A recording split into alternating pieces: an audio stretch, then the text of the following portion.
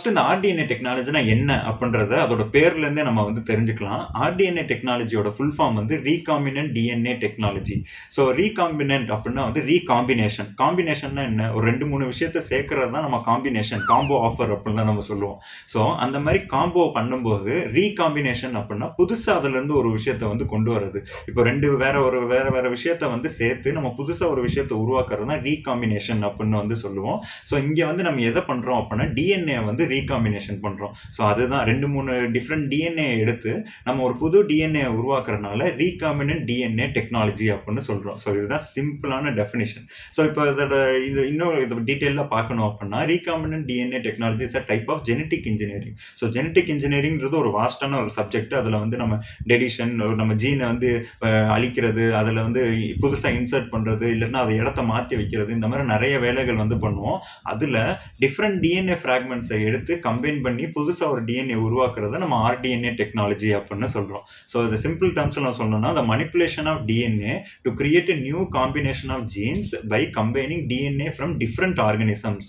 So அது different இப்போ சொல்றது பாக்டீரியாவில் இருக்கிற ஒரு டிஎன்ஏவை எடுத்து வைரஸில் இருக்க டிஎன்ஏவை எடுத்து நம்ம புதுசாக ஒரு டிஎன்ஏ உருவாக்கலாம். இல்லை ஹியூமனில் இருக்க ஒரு டிஎன்ஏவை எடுத்து ஏதாவது என்ன ஒரு அனிமல், உங்களுக்கு பிடிச்ச ஒரு அனிமல் இருக்கும், உங்களுக்கு பிடிச்ச டாகியோ இல்லை கேட்டியா சரி கேட்டு அந்த டிஎன்ஏவை சேர்ந்து நம்ம புதுசாக வந்து கேட்யூமன் அப்படின்னு ஒன்று கிரியேட் பண்ணலாம். ஸோ இந்த மாதிரி வந்து டிஃப்ரெண்ட் ஆர்கனிசம்ஸ்ல இருந்து டிஎன்ஏவை கம்பைன் பண்ணி நம்ம புதுசாக உருவாக்குறது தான் ஆர்டிஎன்ஏ டெக்னாலஜி அப்படின்னு சொல்றோம். ஸோ இதுதான் சிம்பிள் டெஃபினேஷன்.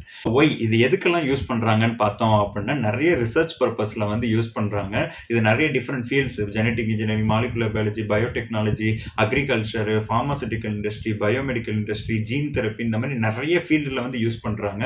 இருந்தாலும் இதை பத்தி நான் டீட்டெயிலாக அப்ளிகேஷன்ஸ்ல வந்து சொல்றேன். இப்போதைக்கு ஒரு 4 ஹிண்ட் மட்டும் ஞாபகம் வச்சுக்கோங்க. லாஸ்ட் இதை யாரு கண்டுபிடிச்சாங்க அப்படின்னா ஸ்டான்லி கோஹன், அதுக்கப்புறம் வந்து ஹெர்பர்ட் போயர், அதுக்கப்புறம் வந்து பால் பெக். பேரே ஒரு மாதிரி வித்தியாசமா இருக்கு. ஸோ இவங்க தான் வந்து முக்கியமான இதுல பயனியர்ஸ். இதுல முக்கியமா பார்த்தோம் அப்படின்னா ஸ்டான்லி கோஹனும் இந்த ஹெர்பர்ட் போயர் அப்படின்றவங்க தான் வந்து இந்த ஆர்டிஎன்ஏ டெக்னாலஜிக்கு பேட்டன்ட் வாங்கி வச்சுக்கிட்டாங்க. ஸோ எங்களுக்கு தான் சொந்தம் அப்படின்னு சொல்லிட்டு. இந்த பால் பெர்க்ன்றவர் அடுத்து இந்த டெக்னாலஜியை புதுசா அவர் தான் ஃபர்ஸ்ட் வந்து இந்த டிஎன்ஏ வந்து ஆர்டிஎன்ஏ உருவாக்குனவர். பட் ஆனால் அதுக்கு பேட்டன்ட் யாரு இருக்கு அப்படின்னா இந்த முக்கியில இருக்க 2 பேர்கிட்ட தான் வந்து இருக்கு.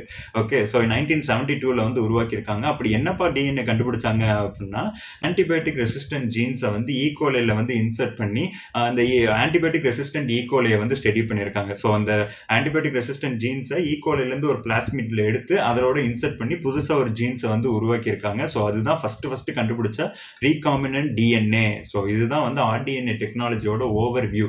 இப்போ இது எப்படி பண்றாங்க அப்படின்றத அடுத்து பார்ப்போம்.